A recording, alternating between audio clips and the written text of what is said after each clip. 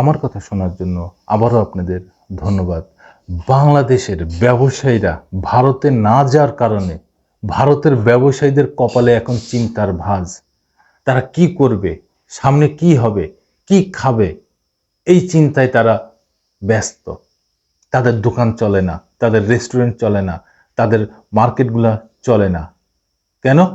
কারণ এই বাংলাদেশিরাই ওই মার্কেটগুলা, ওই হোটেলগুলা, ওই রেস্টুরেন্টগুলা যে থাকতো, কেনাকাটা করতো, ডলার খরচ করত, তারপরে তারা বাংলাদেশে আসতো। তারা ব্যবসায়ী মানসিকতা নিয়েই ভারতে যেত।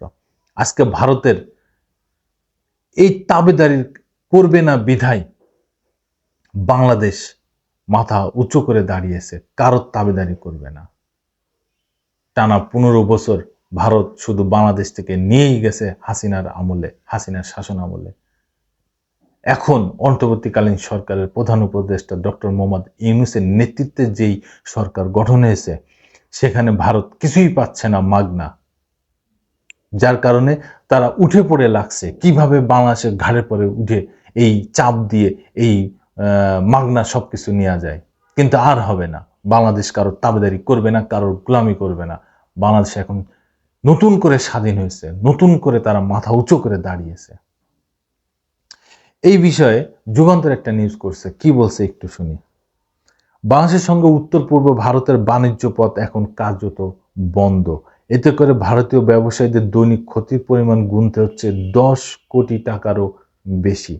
ব্যবসায়ীদের দাবি ক্ষতির পরিমাণ 500 কোটি টাকার কাছাকাছি পৌঁছে গেছে। সম্প্রতি বাংলাদেশে ইলিশ ঢুকেছে পশ্চিমবঙ্গে, কিন্তু তারপরেও হাসি ফোটেনি ভারতীয় ব্যবসায়ীদের মুখে। বিশেষত উত্তর পূর্ব ভারতের ব্যবসায়ীদের দাবি 5 আগস্ট থেকে 26 সেপ্টেম্বর পর্যন্ত সীমান্তে বাণিজ্য প্রায় পুরোপুরি বন্ধ ছিল। 26 সেপ্টেম্বর থেকে কিছু কিছু ক্ষেত্রে বাণিজ্য শুরু হলেও এখনো দিনে 10 কোটি টাকারও বেশি ক্ষতি হচ্ছে তাদের। বাংলাদেশের ব্যবসায়ীদের সঙ্গে এখনো পুরোপুরি যোগাযোগ স্থাপন সম্ভব হয়নি। যে ব্যাংকগুলির মাধ্যমে টাকার লেনদেন হতো সেখানেও সমস্যা দেখা দিয়েছে। ফলে বাণিজ্য কবে স্বাভাবিক হবে তা স্পষ্ট নয়।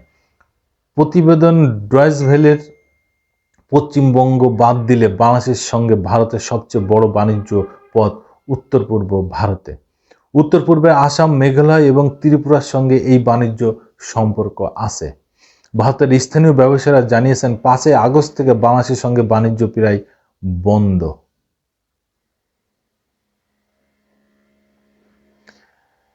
উত্তর পূর্বের 3 রাজ্যের সঙ্গে বাংলাদেশের 13টি স্থলবন্দর এবং 4টি নদী বন্দর আছে।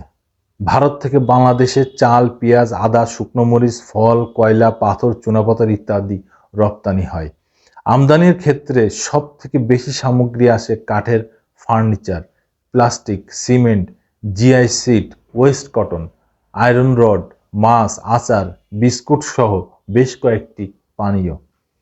Bharat Bangladesh chamber of commerce and ইন্ডাস্ট্রিজের গুয়াহাটি শাখা সাধারণ সম্পাদক অমরেশ জানিয়েছে 5 আগস্ট থেকে আমদানি এবং রপ্তানি দুটোই ক্ষতিগ্রস্ত হচ্ছে।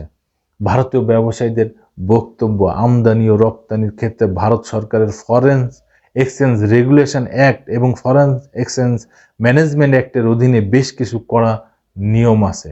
এর আওতায় কোনো বাইরের দেশে জিনিসপত্র পাঠানোর 6 মাসের মধ্যে টাকা ফিরে না এলে ব্যবসায়ীদের বিরুদ্ধে কঠোর পদক্ষেপ নিতে পারে সরকার।